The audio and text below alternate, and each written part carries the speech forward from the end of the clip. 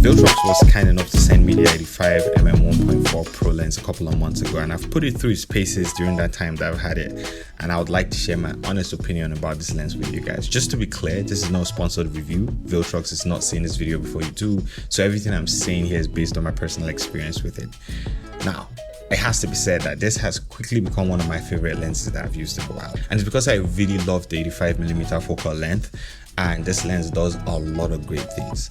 Now, one reason why the 85mm focal length is one of my favorites is because of how versatile it is for portrait work. You can shoot close, tied up shots, but at the same time you can step back and shoot full body portraits without having to deal with any type of distortion. So if you are a beauty, fashion, or portrait photographer, or maybe you shoot weddings, the 85mm focal length is just one that you must have in your bag.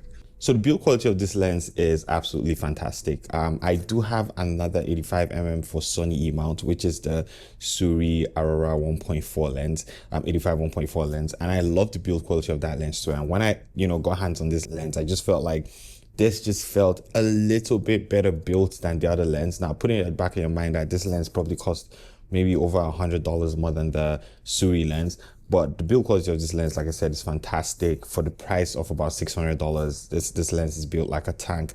I love the fact that it has clickable and declickable aperture rings, which is something I think every lens should come with. The lens has a metal build. The focus ring is really nice and smooth. Everything about this lens screams premium, and I've always said that cheap lenses are getting really good, and the build quality of this lens shows exactly that. Now, there are a few specifications that I would like to run through quickly so you know exactly what you're working with if you decide to go with this lens. It has 15 elements in 11 groups. It uses an 11 blade aperture, which will give you creamy bokeh, and it also has a minimum focal distance of 79 centimeters. Now, one thing I love about this lens is that it uses a 77mm thread, which fits with every other lens that I have from the Viltrox lineup, except the 135mm, which has an 82mm thread. And that's totally fine. I typically use step-up rings from 77 to 82, so this lens fits perfectly with the filters that I have. So when it comes to autofocus, I've never had any issues with this lens. When I got my first copy, the autofocus was kind of off, and Viltrox were kind enough to provide me with another sample copy, because the first copy I got was a pre-production model. So this copy I've never had any issues with. It's worked great over the past 3 or so months that I've had it. And yeah, just like any other lens that Viltrox makes, the autofocus on this lens is really good. It sticks with your subject and it follows your subject. Also, I'm a portrait photographer, so I kind of shoot in slow scenarios in the studio. It's more methodical when I shoot. But at the same time, I've taken this to events, I'm at 9 to 5, and I've used them at the events. I've never had any issues with this lens's autofocus. So in my own opinion, I would say the autofocus is probably an 8 out of 10. Could always be better, to be very honest, and that's why I'm not going to give it a 10 out of 10. As you guys can see in this video that I have on the screen right now, the subject is backlit and the autofocus just works perfectly. So it could always be better. That's why I'm giving it an 8 out of 10, but for the most part, the autofocus on this lens is really, really good. So what we're going to do right now is jump into Capture One, and I'll show you guys a few images I've shot over the past few months in the studio with this lens, and you guys can see for yourself how sharp the lens is, because for the most part, when I shoot in the studio now, I shoot with lower apertures. I know people tend to shoot with higher apertures like f11, f8 at the studio or something like that, but sometimes I do shoot like f1.4 depending on the look that I'm going for. So what I'm going to do right now is jump to Capture One, like I said, and I'll show you guys a few of these images, and then you guys can make up your mind on if you think the quality of this lens is great or not.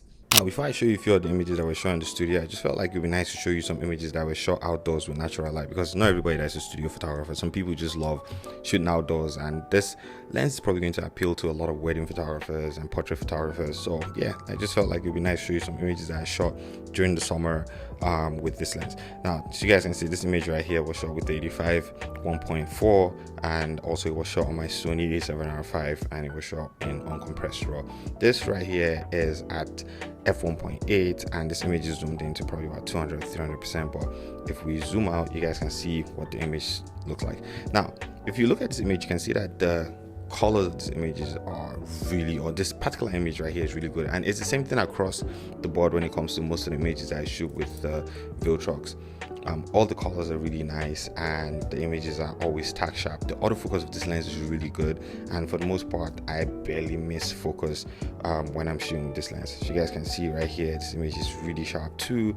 And one thing you notice is that I don't get any chromatic aberration or any fringing when it comes to this lens, especially with portraits. We're gonna go down again, show you guys another image. This one right here looks nice and sharp. This was shot at f1.6, and if I go to this particular image here too, 1.6, everything is nice and sharp. So for the most part, all the images that I shot were really nice and sharp. Now I just picked a few to show you guys, and what I'm going to do right now is just jump down and show you some images at the bottom right here that I think perfectly explain what you get from this lens.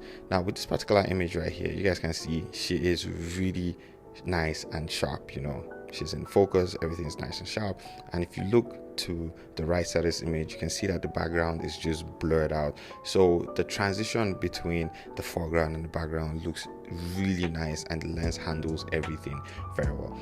And this is a part of like the beach where we shot, that you have so many trees, and you know, everything for the most part just looks really busy. But because we shot at f1.4, you guys can see the transition from you know, the foreground to your subject that's really sharp all the way to the background looks really nice, and the image is tack sharp. There is barely any fringing that I can see right here, and the bokeh balls from the trees look really nice, and they don't look too busy, they just look nice and smooth and sharp. And it's the same thing across the board with like the other images too. You guys can see right here, obviously these leaves here are not out of focus, but that's because they're closer to the subject, but everything just looks nice and sharp, and our subject is in focus, and we shot this at f1.4.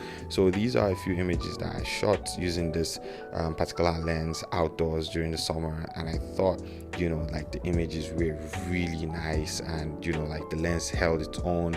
This was shot at f1.4 too, a little closer to the subject. You can see how the hair is out of focus because we shot at f1.4, but for the most part this image just looks really nice because the subject is sharp at 1.4, and the way the lens fades into its out of focus areas is just really nice and pretty. If we zoom into the eyes, you can see me right here, and like I said, this was shot with natural light, and right here on the right side you can see a reflector right there. So yeah, this image created by this lens, just absolutely beautiful. So what we're going to do right now is just jump into the studio, and I'll show you a few images real quick again that follow basically the same I would say standard from the images that I show outdoors, which is sharp, accurate colors, and barely any fringing or noticeable chromatic aberration from this lens. So here are the studio images, and it's basically the same story. This is at f1.4, and the image looks really nice and sharp, and it's zoomed into probably almost 500% or something like that at this point.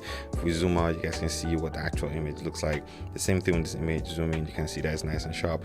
But there's one image I just want to show you guys here that was shot in the studio, and it's this image here. So this is a full image for the most part, and if we zoom in, this was shot at f3.2. If we zoom in, you guys can see how it kind of retains the whole detail on her face. You can see her freckles and all that stuff, and like I said, the images just look really clean. The colors that come out of this lens really good. So if you are in the market for a lens that's going to you're probably going to use primarily for portraits, I think this lens is fantastic when it comes to image quality. This lens is really good both in the studio and outdoors. I think this lens is really good and handles itself very well.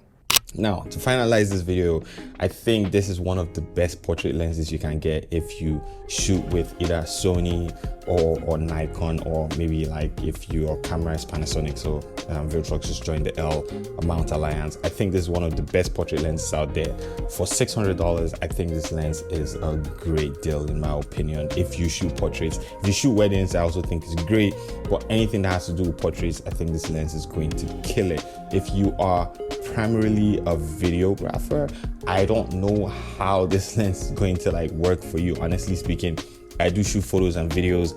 It works for me perfectly. I've never had any issues with it, but I've shot more photos and videos with this lens, so I can honestly tell you that if you're a photographer and you do a little bit of video like I do, you know, from time to time, then this lens is going to be great for you. Anyways, that's my own opinion. I think it's a fantastic lens at this price. The build quality is great, the autofocus is great, the bokeh that comes out of this lens is great. Everything about this lens is great, and the price is really good too. So yeah, I will definitely recommend this lens to anybody that's looking to get an 85 out there. Anyways, thanks so much for watching this video, and as usual, please subscribe, give it a thumbs up if you like it. I'll see you guys in the next one. Have an amazing one, guys. Peace out.